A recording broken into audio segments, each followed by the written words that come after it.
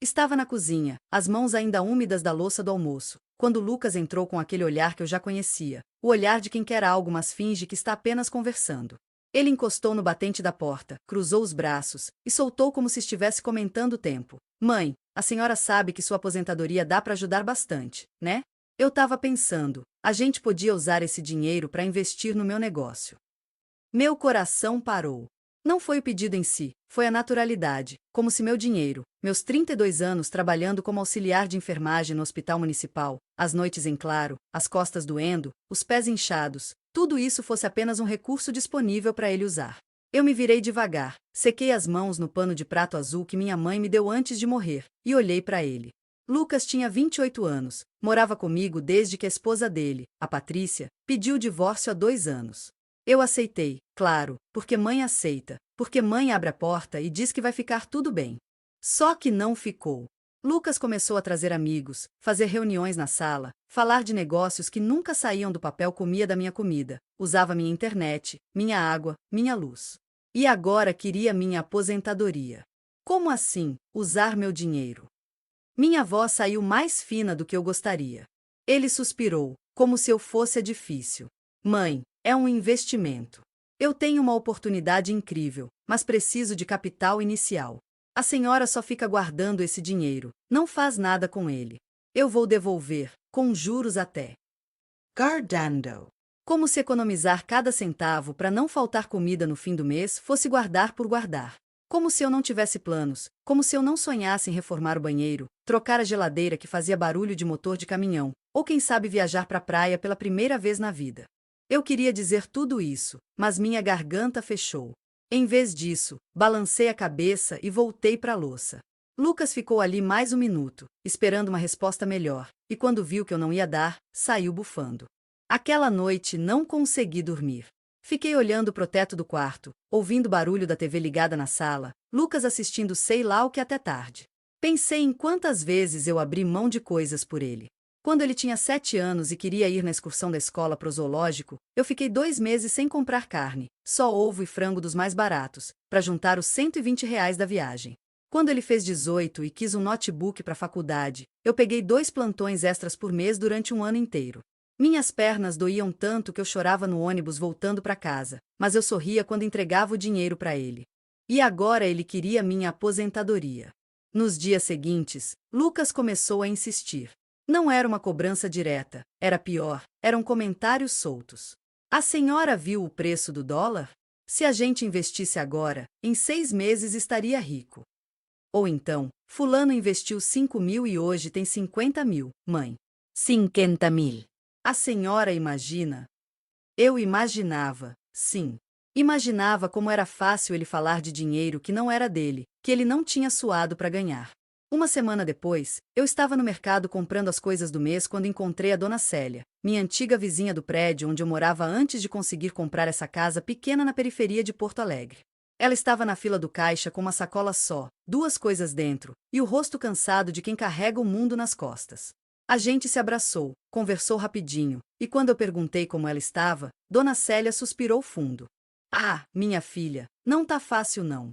Meu filho pegou minha aposentadoria para pagar uma dívida dele. Disse que era urgente, que iam processar ele. Eu deixei, né, porque é meu filho. Só que agora ele sumiu, não atende minhas ligações, e eu tô aqui comendo miojo para não faltar nada. Meu sangue gelou. Era como se eu estivesse vendo meu futuro ali na frente, na fila do supermercado, com uma sacola michuruca e a dignidade esmagada. Eu abracei Dona Célia de novo, prometi que ia visitá-la, e saí de lá com um nó na garganta que não passou o dia inteiro. Naquela noite, quando Lucas veio de novo com a conversa do investimento, eu disse não. Firme. Olhei nos olhos dele e falei, não vou dar meu dinheiro, Lucas. É meu. Eu trabalhei por ele. Ele mudou. O rosto dele fechou, a voz ficou grossa. A senhora é egoísta, sabia? Eu tô tentando crescer, construir algo, e a senhora me barra.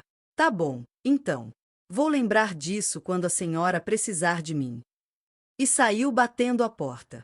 Fiquei ali, sozinha na sala, sentindo a casa tremer com o baque da porta. Egoísta. A palavra ecoava na minha cabeça. Eu, que dei tudo por ele. Eu, que deixei de viver para que ele vivesse melhor. Egoísta. Chorei essa noite. Chorei de raiva, de magoa, de cansaco. Chorei porque percebi que, de alguma forma, eu tinha falhado. Não como mãe que sustenta, mas como mãe que ensina limites. Eu sempre disse sim. Sempre abre a carteira, sempre abre a porta. E agora estava pagando o preço. No dia seguinte, Lucas mal falou comigo. Entrava e saía de casa sem me olhar, e quando eu tentava puxar conversa, ele respondia com monossílabos. Parecia uma criança fazendo pirraça, mas era um homem de quase 30 anos. E aquilo doía mais do que qualquer coisa.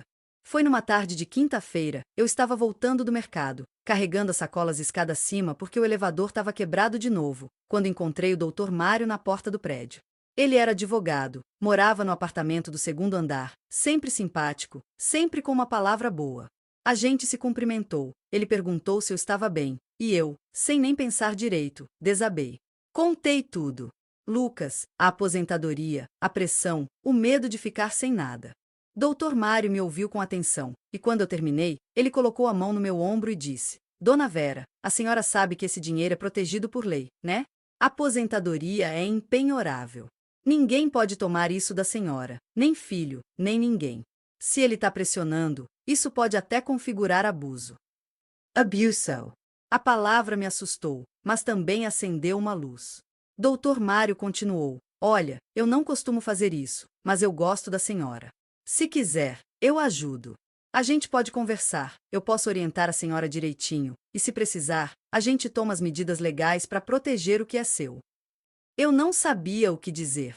Senti um misto de alívio e vergonha. Alívio porque alguém estava me dizendo que eu tinha razão, que eu podia me proteger. Vergonha porque era sobre meu filho, meu próprio filho. Pensa com calma, disse Dr. Mário. Mas não deixa isso para depois. Quanto mais o tempo passa, mais difícil fica. Agradeci, subi para casa com as sacolas pesando menos do que antes, e pela primeira vez em semanas, senti que talvez eu não estivesse sozinha nessa. Naquela noite, sentada na cama com um caderno velho na mão, comecei a anotar tudo. Cada vez que Lucas tinha pedido dinheiro, cada promessa não cumprida, cada comentário ácido. Anotei as datas, os valores, os contextos. Vi ali, no papel, um padrão que eu tinha me recusado a enxergar. Ele não queria me ajudar a crescer com ele. Ele queria me usar. E pela primeira vez, eu decidi que não ia deixar.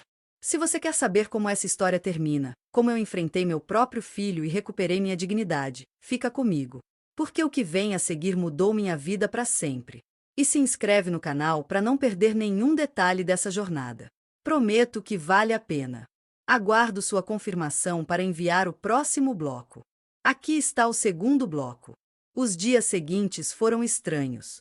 Lucas continuava com aquela distância fria, mas eu sentia que algo tinha mudado em mim. Não era raiva, era clareza. Pela primeira vez em muito tempo, eu estava enxergando a situação pelo que ela realmente era, sem a névoa do amor de mãe que desculpa tudo, que justifica tudo. Marquei uma conversa com o Dr. Mário. Ele me recebeu num sábado de manhã, no escritório dele que ficava no centro, um prédio antigo mas bem cuidado, com aquele cheiro de papel e madeira que dá uma sensação de seriedade. Levei meu caderno de anotações, meus extratos bancários dos últimos 2 anos, e o coração acelerado como se eu estivesse fazendo algo errado. Dr. Mário me ofereceu café, sentou do outro lado da mesa, e pediu para eu contar tudo desde o começo. Falei do divórcio do Lucas, de como eu abri as portas da minha casa, de como ele foi ficando, de como os pedidos de dinheiro começaram pequenos e foram crescendo. Falei dos R$ 3.000 que emprestei para ele pagar o advogado do divórcio e que nunca voltaram. Dos 1.500 para investir numa sociedade com um amigo que nunca existiu.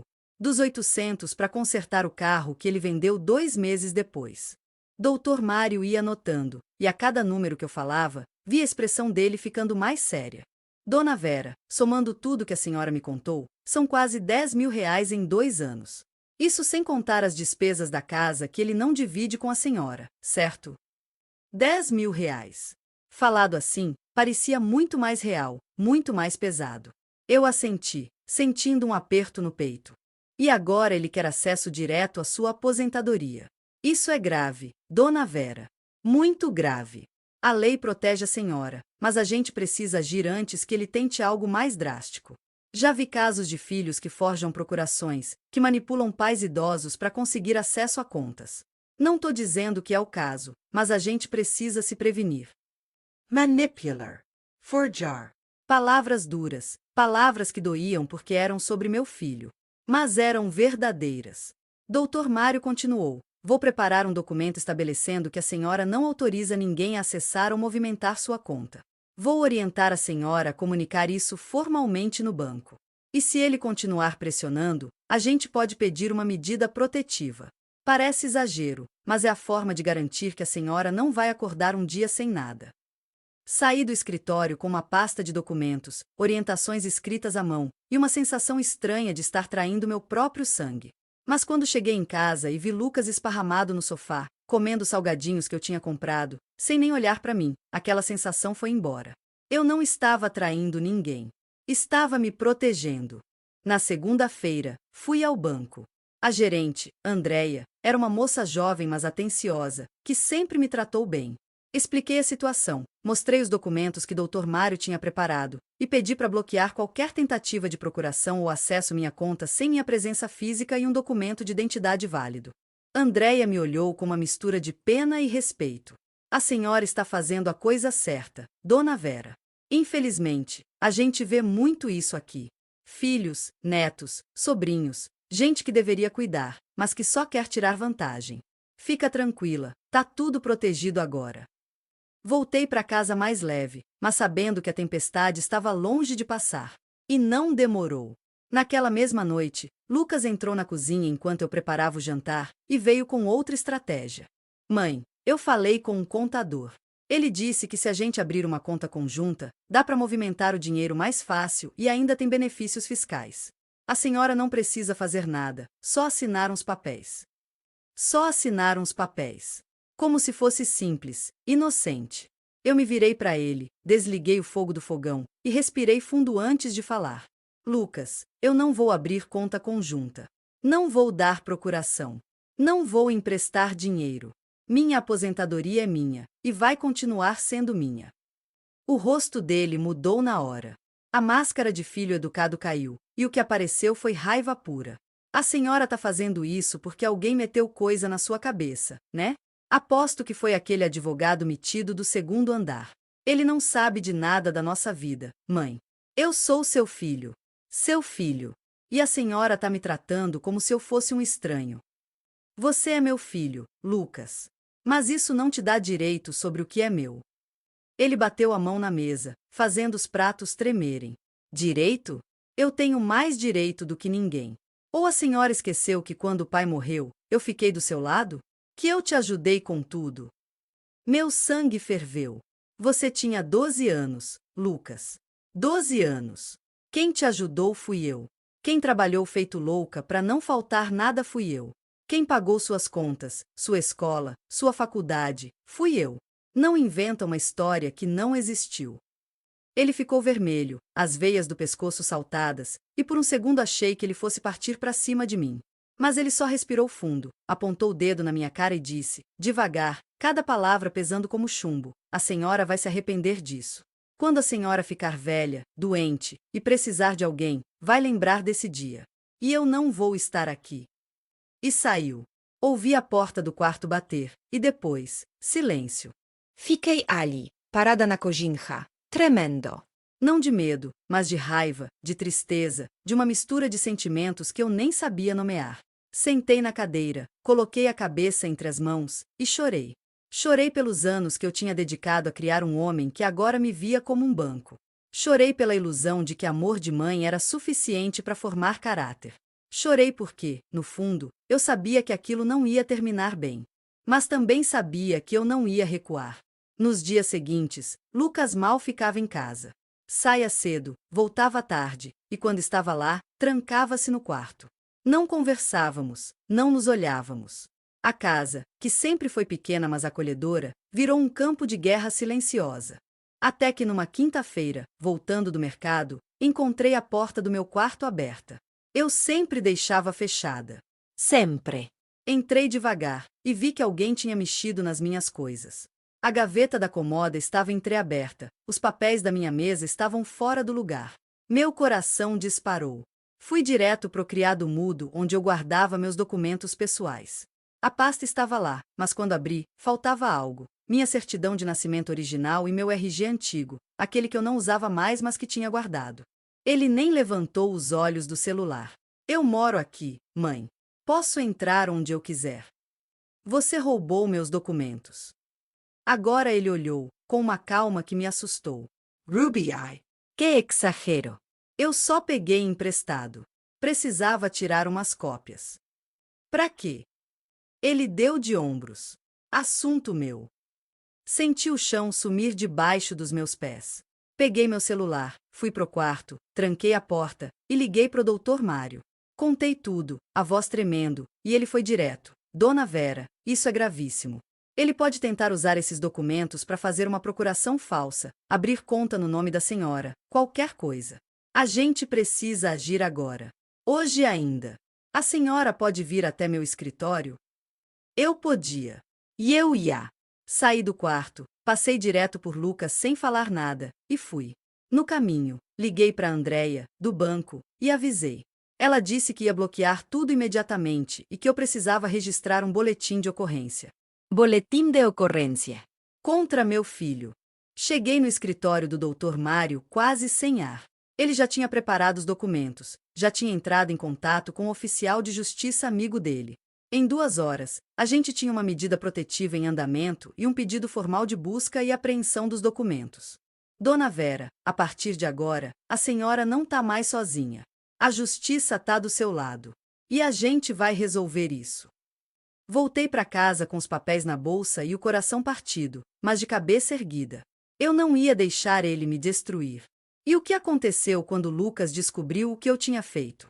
Fica comigo, porque a virada dessa história vai te deixar sem fôlego. Deixa um like se você também já teve que tomar uma decisão difícil por alguém que ama.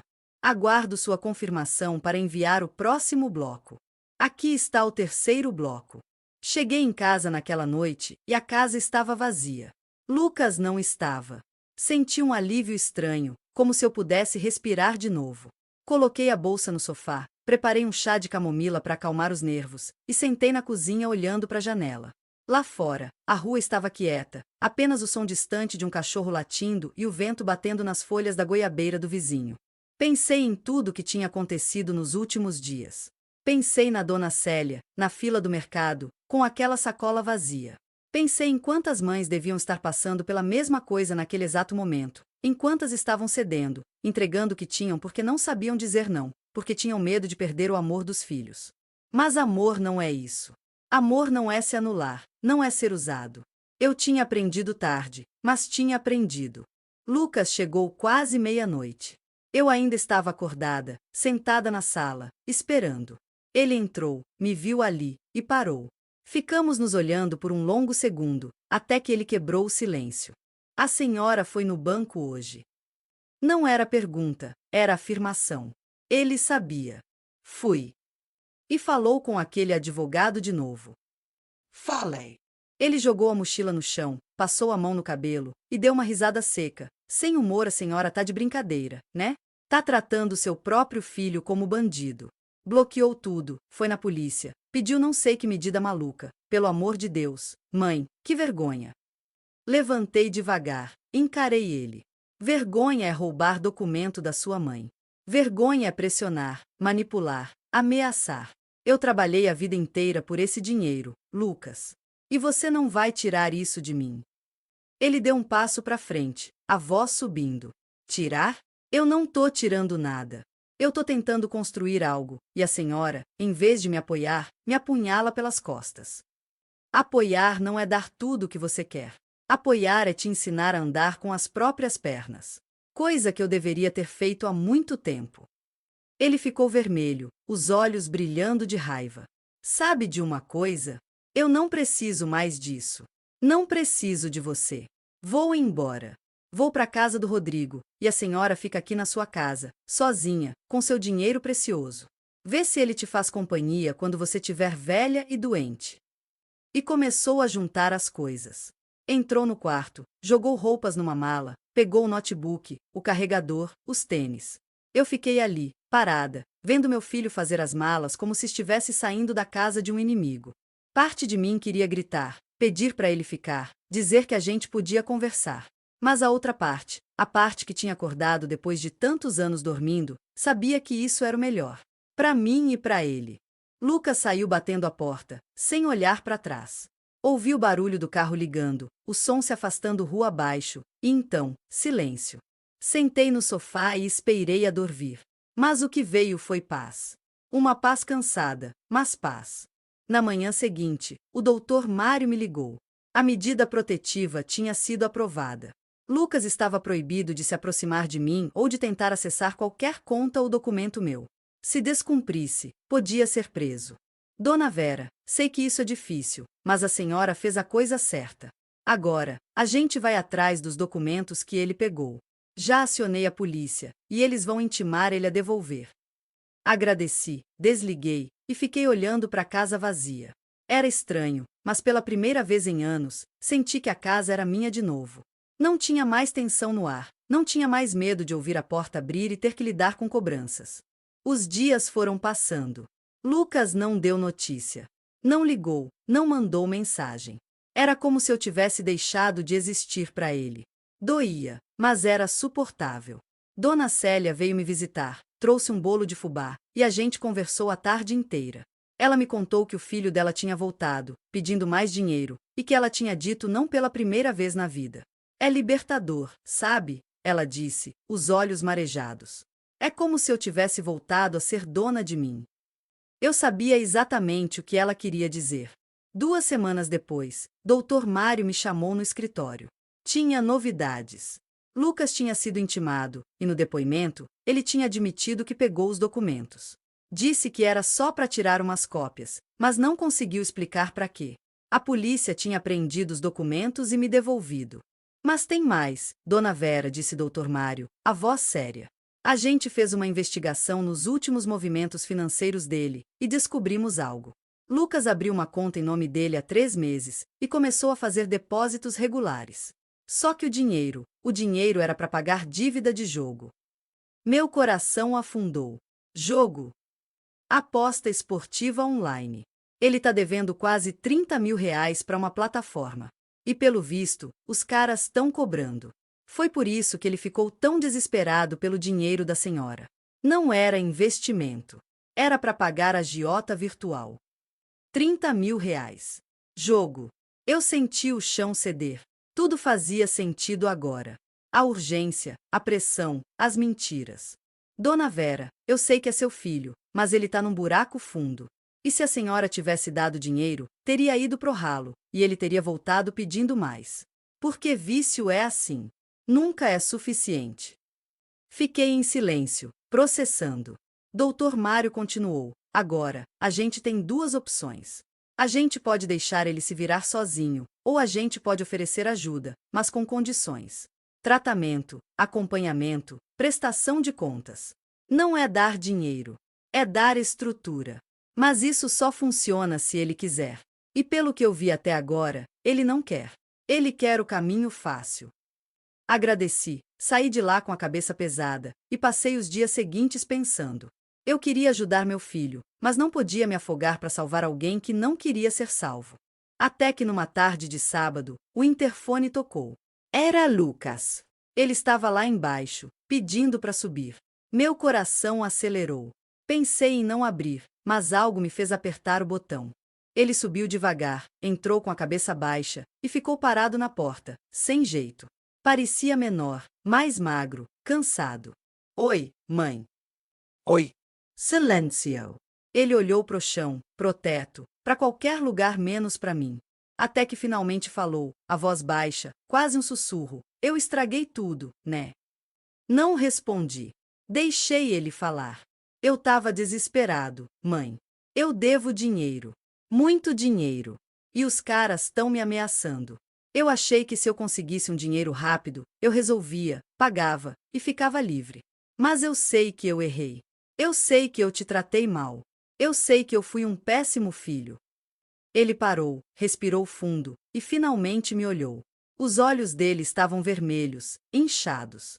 Eu não vim pedir dinheiro. Eu vim pedir perdão. E pedir ajuda. Mas não ajuda de dinheiro. Ajuda para sair dessa. Porque sozinho eu não consigo. Eu fiquei ali, olhando para ele, vendo meu filho, o menino que eu criei, perdido, quebrado, mas pela primeira vez, humilde. Pela primeira vez, sem máscara. E eu soube que ali, naquele momento, alguma coisa tinha mudado. Não era o fim da história, mas era o começo de uma outra.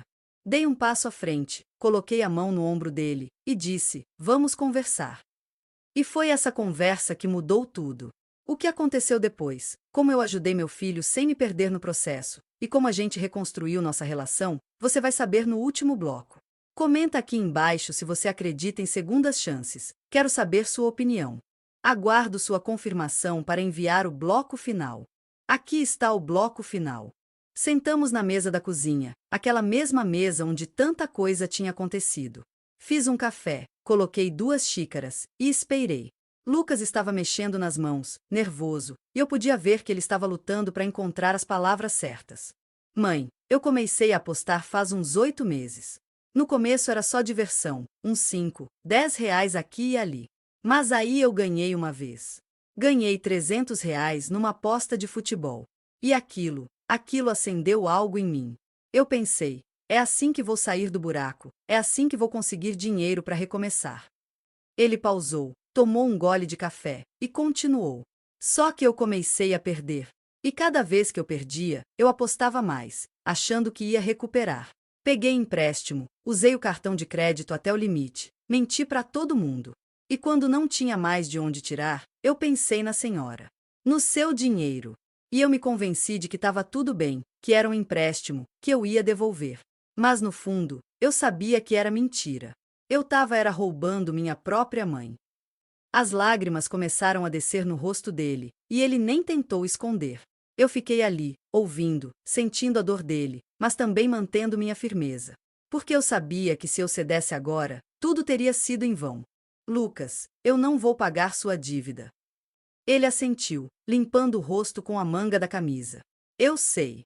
E eu não quero que a senhora pague. Eu quero resolver isso do jeito certo. Doutor Mário disse que posso negociar com os credores, parcelar, trabalhar para pagar aos poucos. Vai demorar, mas é o jeito." "E o jogo?" Ele respirou fundo. "Eu preciso de ajuda. Eu sei que preciso. Doutor Mário me passou o contato de um grupo de apoio, Jogadores Anônimos. Tem reunião terça e quinta. Eu vou começar a ir. E vou procurar um psicólogo também. Não vai ser fácil, mas eu preciso tentar." Olhei nos olhos do meu filho e vi, pela primeira vez em muito tempo, sinceridade. Não era promessa fácil de sempre, era reconhecimento de que ele tinha um problema e precisava de ajuda. "Eu vou te apoiar, Lucas. Mas do meu jeito. Não com dinheiro. Com presença. Eu vou nas reuniões com você se você quiser. Vou te ajudar a montar um orçamento, a organizar as finanças. Vou estar aqui. Mas o trabalho é seu." Ele assentiu de novo, dessa vez com um pequeno sorriso triste. "Obrigado, mãe. Eu não mereço, mas obrigado. Você merece uma chance de recomeçar. Todo mundo merece. Mas só uma. Não desperdiça." Nos dias seguintes, as coisas começaram a mudar de verdade. Lucas saiu da casa do Rodrigo e alugou um quartinho pequeno perto do centro, usando pouco dinheiro que tinha guardado. Conseguiu um emprego num depósito de bebidas, trabalho pesado, horário puxado, mas era honesto. Ele chegava em casa exausto, mas havia algo diferente no olhar dele. Era a dignidade. Eu comecei a ir com ele nas reuniões dos Jogadores Anônimos. No começo, eu só ficava esperando do lado de fora, mas uma vez uma das coordenadoras me chamou para uma reunião de familiares. Ali, eu ouvi histórias de outras mães, outros pais, esposas, irmãos. Gente que tinha passado pelo mesmo que eu. Gente que tinha perdido tudo. Gente que tinha conseguido reconstruir. Uma senhora, a dona Márcia, me contou que o filho dela tinha perdido a casa por causa do jogo, tinha ficado na rua, e só quando bateu no fundo do poço foi que ele aceitou ajuda. Hoje ele está há 3 anos sem jogar, ela disse, o orgulho brilhando nos olhos. Tem casa nova, trabalho fixo, e a gente se fala todo dia. Mas eu tive que ser dura. Tive que dizer não. E foi a melhor coisa que eu fiz. Aquilo me deu força. Porque eu via que eu não estava sozinha, que minha decisão, por mais dolorosa que fosse, tinha sido a certa. Lucas começou a negociar a dívida. Com a ajuda do Dr. Mário, ele conseguiu parcelar os 30 mil em 60 vezes, valores que caberiam no salário dele se ele vivesse apertado. Não era fácil, mas era possível. E pela primeira vez, ele estava resolvendo os próprios problemas. 3 meses depois, numa tarde de domingo, Lucas veio almoçar em casa. Eu fiz arroz, feijão, bife acebolado, aquelas coisas simples que ele sempre gostou. A gente comeu conversando sobre amenidades, sobre o trabalho dele, sobre a vizinha que tinha adotado 5 gatos de rua. E no final, quando ele já estava de saída, ele parou na porta, se virou e disse: "Mãe, eu nunca te agradeci de verdade pelo que você fez. Por não ter cedido. Se você tivesse me dado aquele dinheiro, eu teria jogado tudo fora, e a gente estaria ainda pior. Você me salvou quando disse não." Meu peito apertou, e eu senti as lágrimas vindo, mas dessa vez eram lágrimas boas. Você se salvou, Lucas. Eu só não deixei você me arrastar junto. Ele sorriu, me abraçou forte, daquele jeito de abraço de criança que eu não sentia faz anos, e foi embora. Fiquei ali, na porta, vendo ele descer a rua, e senti que tinha valido a pena. Cada lágrima, cada noite sem dormir, cada decisão difícil. Porque eu não tinha perdido meu filho. Eu tinha encontrado ele de novo. Hoje, quase um ano depois, Lucas está há 7 meses sem jogar. Ele ainda paga a dívida, ainda vai nas reuniões, ainda luta. Mas ele tá vivo, tá inteiro, tá de pé. E a gente se fala todo dia.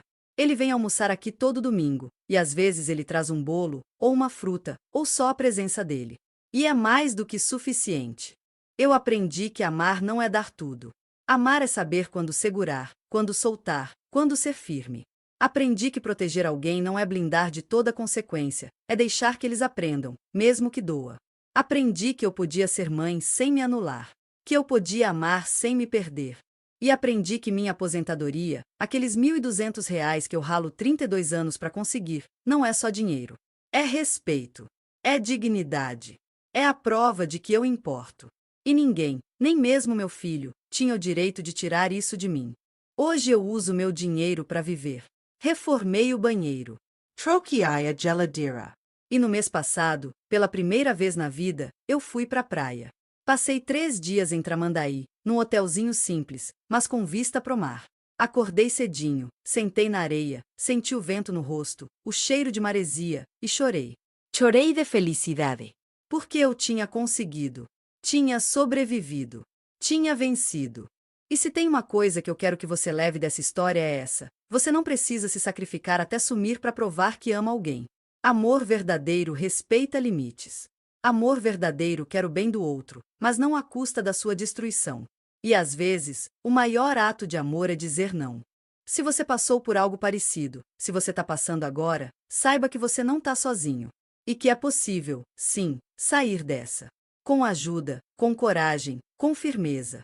Compartilhe esse vídeo com alguém que precisa ouvir isso. Comenta aqui embaixo sua história, ou só um eu entendo, para a gente criar uma rede de apoio. Porque juntos, a gente é mais forte. E se você ficou até aqui, obrigada. De coração. Se inscreve no canal, ativa o sininho, porque tem muito mais histórias reais, de superação, de amor verdadeiro, vindo por aí. Eu sou Vera. E essa foi minha história.